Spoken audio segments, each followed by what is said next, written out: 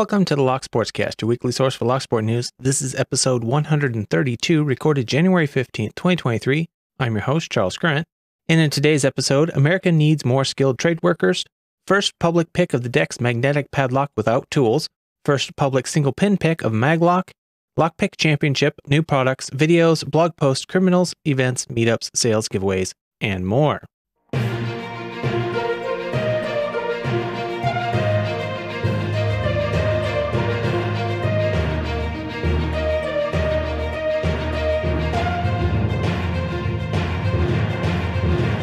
You can subscribe to the audio version of this show on most podcast apps and at the locksportscast.com. You can subscribe to the video version on YouTube, Odyssey, Rumble, or Apple Podcasts.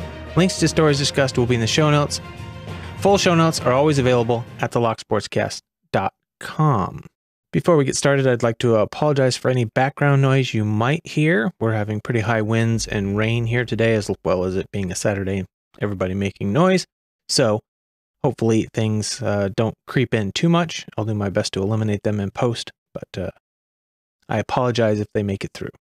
Also, another reminder that the Locky Awards nomination season has started. We have until the 28th of this month to get your nominations in. I announced this last week, but so far I have had absolutely no nominations submitted.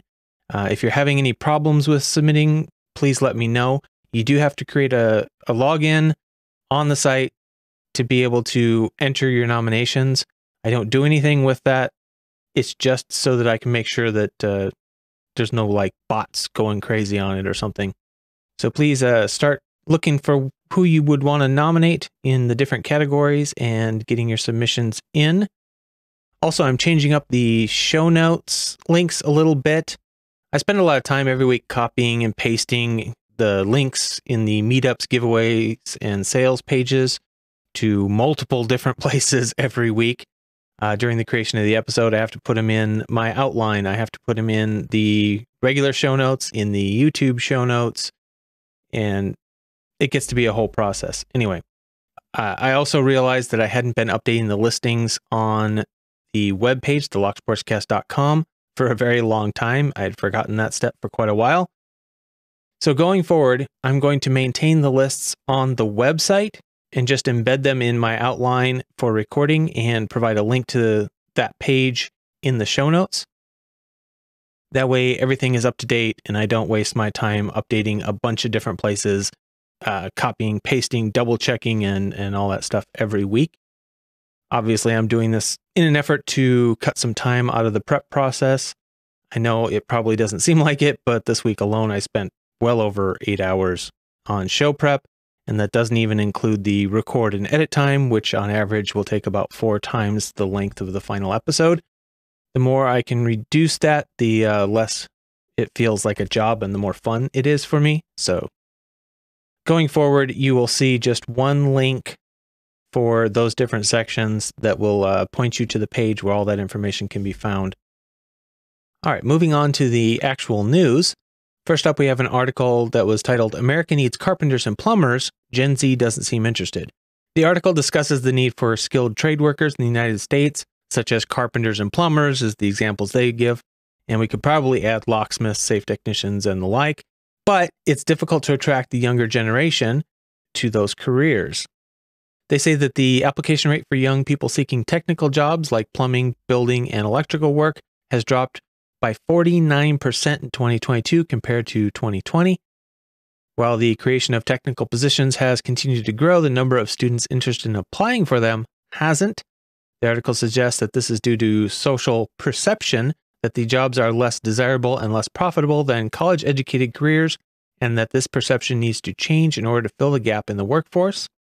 It also points out that for a long time, our society has not talked favorably about the skilled trades and instead encouraged students to go to college, graduate, and go out to get white-collar jobs.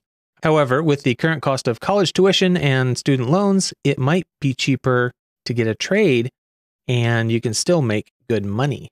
And like I said, I think this probably applies to a lot of these different technical type jobs, including locksmithing, safe technicians, and the like. And a lot of those jobs can make pretty good money, and without all the student loans to pay back, might actually be a good bet in the long run. So I guess we'll just have to see if this trend turns around at all.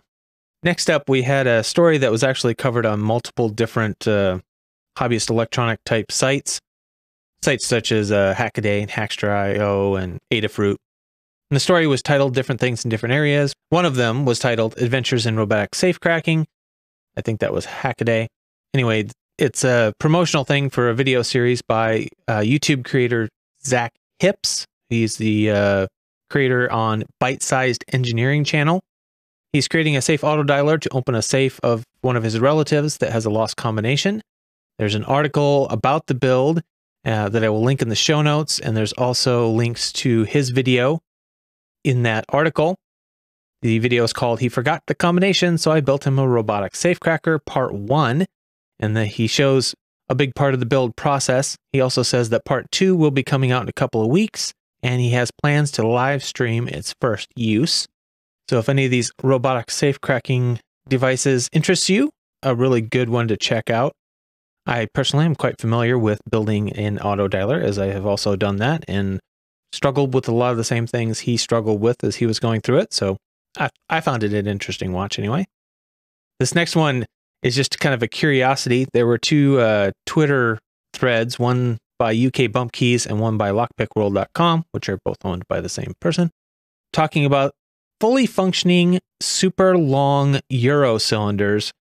Going through the comments of the thread, it appears that they are created just as curiosities, not as anything to be functional, but they are really quite interesting. They are really, really long. One of them is at least, well, if you're in the US, 2 feet long. Some of them appear to be even longer, but it's really interesting to see that somebody actually took the time to create these for some reason. Whatever, you know, this was their fun creating these super long Eurocylinders, which obviously you have to have the gear to actually create. A lot of tools, time, and equipment went into that, I bet. So anyway, links in the show notes to those, and you can check them out if you want. And we have some public firsts to announce this week. We have the first public open of a DEX magnetic padlock without tools or a key. This was by Frank Peel. I'm not sure how to pronounce your name. DEX magnetic lock pick is what the video was titled, but I wouldn't call it picking as he's not using any tools or manipulating anything in particular. He's apparently exploiting some sort of design flaw to get the lock open. He repeatedly and quickly pushes and pulls the shackle, and eventually the lock just pops open. So it appears that there's some sort of flaw that he's able to bounce the locking mechanism up out of the way to get the shackle open if he does it just right. So, like I said, wouldn't call it picking, but an impressive discovery, and he repeatedly does it. He does it a couple of times on the video, so obviously it's not just a one-time fluke. He is able to duplicate it in that video more than once. So it looks to me like that lock has a design flaw, and be interesting to see if anybody takes one apart to see how they're built and what he might be exploiting there. And next up, Do Not Duplicate has what he calls the first public single pin pick of a Maglok. In his video, Public First Maglok Picked, he uses a custom designed tensioning device and a couple magnetic picks. He does say that someone else came up with the general design of the tensioner and has opened this model lock before. However, that person apparently opened it by exhaustively trying all different combinations of magnets, not single, I guess, pin manipulation. Do Not Duplicate says that he very specifically was using feedback, and you can see that he's working one pin at a time, checking for binding pins, you know, just like you would in any other single pin picking. So we'll call that the first public single pin pick of a Maglok. Congratulations to Frank and Do Not Duplicate for your public firsts there. All right, next up, we have a Lockpick Championship. This is being put on by A.Wendt in Germany. They say, we are hosting a lockpicking championship on March 25th and March 26th. You will have the opportunity to be part of the event. What can you expect? Competitions in various categories, party, awards ceremony, exchange with exhibitors, and much more. Of course, food as well as drinks will be provided. You'll have the opportunity to participate in the following categories: cylinder, hand picking, and freestyle, In addition, other competitions will run alongside the categories car lockpicking, e-picking, and fun. You are also welcome to take part with your team throughout the entire competition. The team competition runs automatically alongside the main disciplines. They do ask that you register in advance for the competition to smooth out the process, and they have a form that you can fill out for that. They put out both a YouTube video and they have a page on their website for the championship. I will have both of those linked in the show notes if you want to learn more about that. Lockpickers United has put out an update on their charity raffle. They have at this point raised a total of, I believe, $11,000 US. Entries are accepted through January 31st, and the drawing will happen on a live stream on Wednesday, February 1st. So don't delay. Go ahead and get your donations in and get your entries in before it's too late. Moving on to some videos to check out for this week. First up, we have Locknoob, his rat yoke and RWB custom picks. New stuff. He says some super cool things from some small makers here to show off. Are there any other makers, creators you would like to highlight? Let me know. In this particular video, he highlights a double-sided pinning tray by RWB Custom Picks, a really cool, looks like machined aluminum piece. One for pin tumbler locks on one side, and then a disc detainer style tray on the other side. Very nice piece of work. He also highlights the rat yoke lock ring. It looks like he got one of those for Christmas, so very cool. And he gives a very detailed overview of both of those, so I recommend checking that out. There's also a series put out by the Lockpicker 1969 called the Dimple Pick Manufacturer Review Series. Part 1 is intro and reviews of the Goso 14-piece set and Daniu, I don't know how to pronounce that, 14-piece set. Part 2 is a review of the multi-pick Elite G Pro Dimple Pick set. Part 3 reviews of the Huck 8-piece Dimple Lockpick set, the Honest Dongshi 10-piece Dimple Lock set, Bare Bones Bone Roll with 6 dimple picks, the Thunder Lockpick Rake set for dimple pin locks, and the Honest 9-in-1 dimple lockpick rakes. Part 4, side-by-side comparison of the multi-pick Elite G Pro dimple pick set, the Bare Bones Bone Roll 6-piece dimple lockpick set, and the Huck 8-piece dimple lockpick set. I will have a link to the, what is probably the first video and the playlist in the show notes if you want to go ahead and check all of those out. And it looks like we have a new Fichet lock out, the 787M. They put out a video that has some nice 3D animations of how the lock works. I'm going to read what they put out about this, but it is a translation from French to English, so there might be some discrepancies here. The new Fichet 787M cylinder combines innovation and magnetic technology to enhance your safety.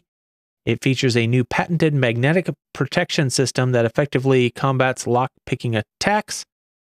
The key entry is magnetically locked with 2 magnets at the end of the key. The Fichet 787M cylinder is a key component of the Fichet armored door unit. It also offers an optional disengageable function and interior button to accommodate the needs of the elderly. The system is patented until 2036 and thus can't be copied. Anyway, interesting video to watch, and I love the mechanisms on those locks. Very, very cool to watch, so check out the video.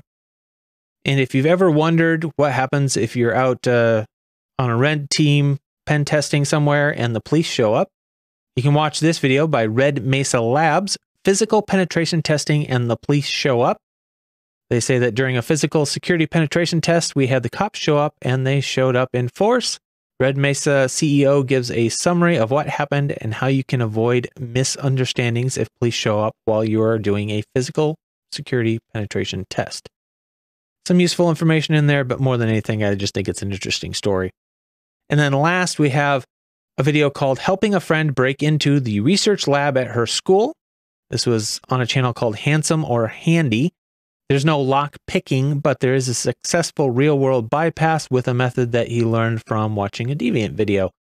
And the whole reason behind this is his friend was conducting research and they needed to get in to do the final steps of their experiment that they've been working on for a long time. And the lab was locked, and it was going to ruin their experiment if they didn't get in. So he came to the rescue and got them in the lab. We also have a few new blog posts this week. Following up on last week's theme, Lock Judge posted a new blog about types of bike locks. It talks about the typical types: U-locks, chain locks, folding locks, and cable locks. And it talks about the advantages and disadvantages of each, in case you're interested. They also put out a blog post about what type of door lock should I use. They go through the different types of door locks: deadbolts, doorknobs, lever, handle locks, keyless entry locks, smart locks, etc. So that's up there for you to check out too, if you're interested. And then last we have Weird Locksmith Calls of 2022, post by Mr. Locksmith. And it's a quick rundown of some of the unusual calls they went on. Not a lot of detail in there, but sometimes it's better to let the reader's imaginations try and fill in the blanks. I recommend checking it out. It's a quick read and it's interesting. Moving on to new products. Over at hooligankeys.com, Rubber Band has his Foxhole Security Dark Box, his impressioning light box, posted. The description says this is an impressioning light box to be used with a standard jeweler's loop, which is not included, which is press fit into the cap and then used as a lens. The light is dual source, full spectrum, and app controlled through WLED, an app which is available on app stores as a free download. There are 2 programmable function buttons and a power button. The Dark Box is USB rechargeable, and the Wi-Fi used for programming and connectivity is password protected and user changeable. He says this is a collaborative project between Locksport's own Dr. Birdie and Rubber Band to enhance the approachability of impressioning. User manual is available by download after purchase, and it is $125 US, but it is currently sold out. So if you're interested, I recommend bookmarking the page and keeping an eye on it. And Tool has a new padlock body out, the Tool Red Kick Lock. The Tool Kick Lock is an aluminum body padlock that accepts nearly any standard key and knob or key and lever type lock cylinder. The padlock allows you to hold most common types of lock cylinders in North America for easy and accessible picking, as well as a very satisfying clunk when the open has been achieved. This padlock does not come with a cylinder by default, but it has been tested and proven compatible with dozens of key and knob and key and lever cylinders from many different manufacturers, including all of the progressive, basic, and advanced cylinders that Tool offers. And you can find that at their website. Currently, it is listed at $30 US. And Deviant Olaf has a couple of videos out for new products. One is the new leashy tool, which is for the Schlage Everest keyway. He demonstrates it in his video New Leashy Tool Reveal, and I will have a link to that in the show notes, as well as a link to the product on his page. This is for the Schlage Everest 123 keyway. So if you have a use for a leashy for Schlage Everest, here's your chance.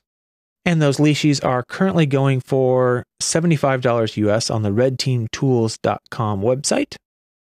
He also released a video about a new tubular lockpick design. In the description of that video, he says, "For a while now, I've stopped carrying a tubular pick as part of most of my regular kits. I'll have it in a large field bag, sure, or in a case of equipment back at the hotel HQ when we're on jobs, but as far as a pocket carry goes, I've long said that tubular picks are very large and not worth the hassle of having them on you, given how rare it's become to encounter tubular locks these days.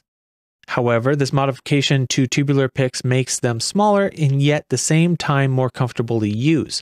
By milling hex flats further down the shaft along with a precision scalped cut, our tubular picks can now be inserted into conventional bit holder handles, and bit holders are a common part of almost every field kit we all use.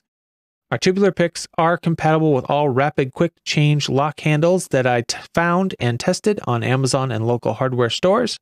This video shows how things work, and further videos this week will hopefully showcase more details about tubular picking.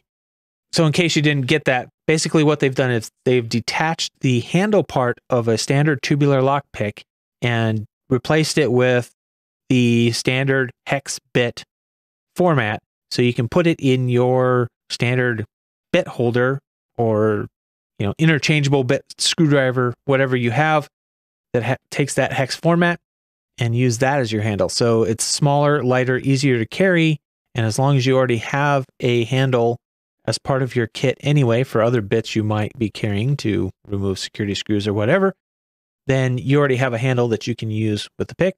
Or if that's not a concern to you, you get this one anyway, and you just dedicate a regular handle to it on its own.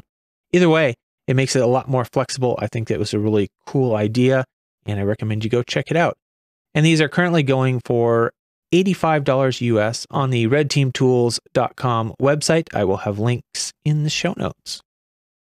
And for anybody interested in Boley locks, they put out a quick tweet this week about their Rotocera puck lock that says, "Our new solid 17-4 stainless steel Rotocera puck lock is almost ready to go." And they provided a few pictures, so if you are interested, you can go check that out real quick. It is not available yet, but hopefully soon. And it looks like the Locksport book that was being published by No Starch Press, it was due to be released this year, and they were doing pre-orders, but it looks like it has been postponed now and is scheduled to be released August 2024. Anthony, aka Raflle, put out a tweet in response that said that he had heard from someone close to the project that there was a change in editors, and it's unfortunately basically being re-edited from scratch, particularly to try to get the multiple authors' writing to flow smoothly as if it was written by the same voice. They also sent out an official email to people who had pre-ordered the book, and it read in part, "We're writing to let you know that the title has been delayed until 2024. We're working hard to make sure that the book we release is one that meets our expectations and satisfies our high standards as a book publisher." They also, in that email, offer a full refund if you aren't willing to wait, so that's good. In case you've pre-ordered the book and you didn't get that email, there's your notice. If you were thinking about ordering the book, looks like you got a little time now to still get in on pre-orders. All right, moving on to events and meetups. I have a lot of these. I will recommend that you go check out the list on the website because there are so many of these currently that I'm just going to go through the ones that happen in the next 3 or 4 months. So first up, on January 17th, Pick Locks on the East Side in Redmond, Washington. We have Cactus Con taking place January 27th in Mesa, Arizona. HCon 2023, February 24th in, I believe, Madrid, Spain. B-Sides Harrisburg, March 11th in Harrisburg, Pennsylvania. The Lockpick Championship by A.Wendt, March 25th in Bergheim, Germany, I believe. Hack for Kids Milwaukee, March 31st in Milwaukee, Wisconsin. B-Sides Nashville, April 15th, Nashville, Tennessee. B-Sides New York City, April 22nd in New York, New York. ClackyCon, May 5th in Durham, North Carolina. And B-Sides Knoxville, May 12th in Knoxville, Tennessee. And there are some others coming up later in the year, but to save time, I'm not going to go through all of them. If you are planning that far out in the future, you can go to the link in the show notes that will take you to the listing on the website.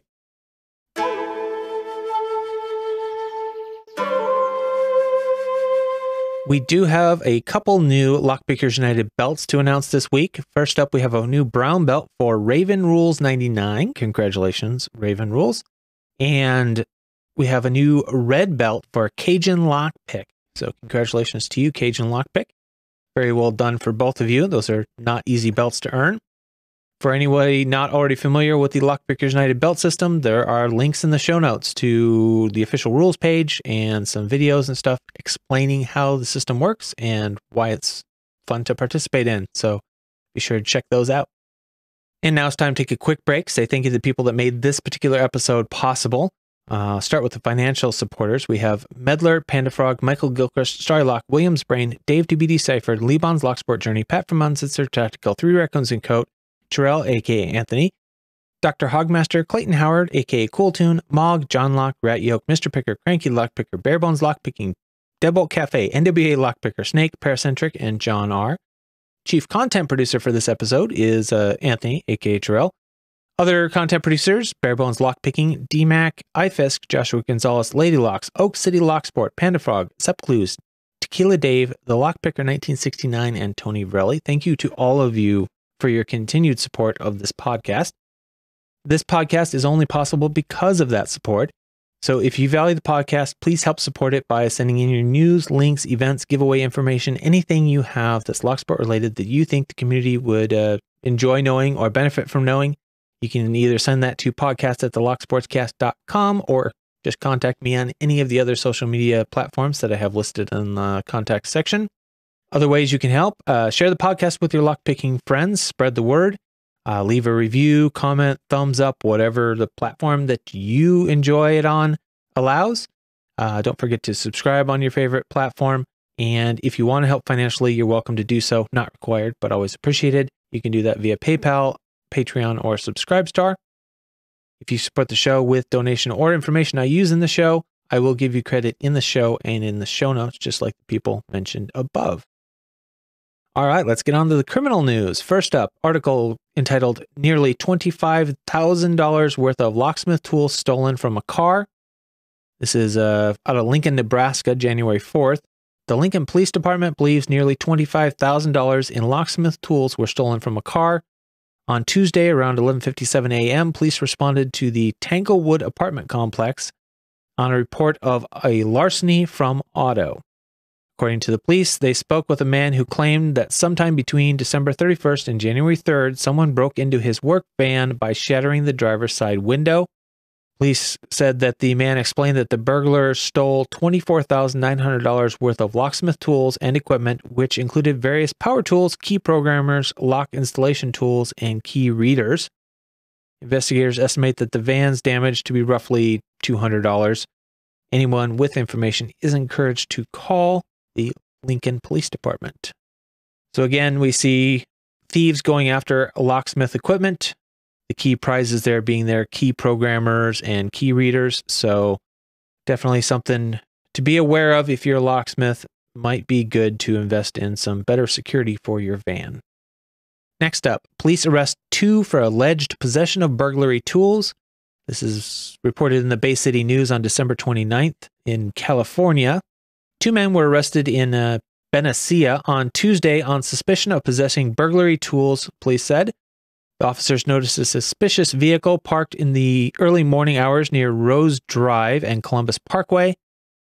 They made contact with the car's occupants and discovered multiple burglary tools such as sawmills, grinders, gloves, crowbars, a lockpicking kit, and a gas siphoning kit. They said, "We believe this proactive arrest prevented a burglary to our local businesses and will deter other crime from coming into our area." The 2 men, aged 34 and 36, were booked into the Solano County Jail on suspicion of possession of burglary tools. 1 man was also arrested for violating his probation. They had a complete breaking and entering set there, it sounds like. Sawmills, grinders, gloves, crowbars, and lockpicking kit. It would definitely appear that they were up to no good. The next article is Loaded Handgun Drugs Lockpick Kit Seized in White Rock Traffic Stop. This is out of White Rock, British Columbia, I believe, up in Canada. Reported in the North Delta Reporter on December 30th. They say a man was initially pulled over by police for failing to obey a stop sign. Staff Sergeant Cale Pauls of the White Rock Royal Canadian Mounted Police said that upon believing that the driver's license was fraudulent, the officer arrested the male and the criminal offenses started to unfold one after another. They say that they had concerns for public safety when they found a loaded handgun in the vehicle, and that he was also in possession of 2,000 doses of suspected fentanyl and methamphetamine and other items related to drug trafficking. Additionally, brass knuckles, night vision goggles, radio jammer, and a lock-picking kit were found. Staff Sergeant Paul said, "I can only imagine what someone's intention is with a loaded handgun, night vision goggles, radio jammer, and a lock-picking kit. The officer in this case may have intercepted or prevented a number of other crimes that evening." Yeah, it would certainly look so. This is This particular kit that this person had definitely looks nefarious. Charges for the man consist of possession of a firearm while prohibited, possessing ammunition while prohibited, possessing fentanyl for the purpose of trafficking, possession of methamphetamine for purposes of trafficking, possessing a loaded prohibited weapon, occupying a vehicle with a prohibited firearm, possessing a handgun for a dangerous purpose, possessing brass knuckles for a dangerous purpose. So let's see, that one loaded firearm got him 1, 2, 3, 4, 5 charges are just related to the handgun alone. Oof, that's a lot. The 2,000 doses of drugs there only gave him 2 charges. And our last criminal story here, Doomsday Prepper turned home into bomb factory and set 40 off in back garden. This is reported by the Metro. This is over in Derby in the UK. Reported on December 6th, 2022. The article says that a man from Derby, UK, who called himself a Doomsday Prepper, turned his home into an explosive factory and set off dozens of devices in the garden, according to the court. He was arrested in December when police raided his accommodation and found 13 viable improvised explosive devices and the remains of 40 more in the back garden. Items seized included cut pipes with end caps, resin kits, and molds for making knife blades and knuckle dusters, and a bag containing black claws, a lockpick kit, and elbow and knee pads, improvised explosive device casing, body armor, and a notebook of explosive recipes. The suspect allegedly began buying items linked to the manufacture of explosives in bulk from eBay and Amazon last August. In total, there was around 307 grams of homemade explosives and the chemical precursors to make about 824 grams more. The suspect said that the devices were meant to be an improvement on fireworks to make them safer, and he never meant anyone any harm. He denies the 3 charges of possession of explosive substance and 3 counts of possession of a document for terrorist purposes. And at the time of this posting, the trial was ongoing. And he might have been able to get away with the defense of that he was trying to make fireworks safer if it weren't for the fact that he called himself a Doomsday Prepper and he had a lot of other weapons and such things in the same vicinity. That really doesn't look good on that defense. Moving on to sales.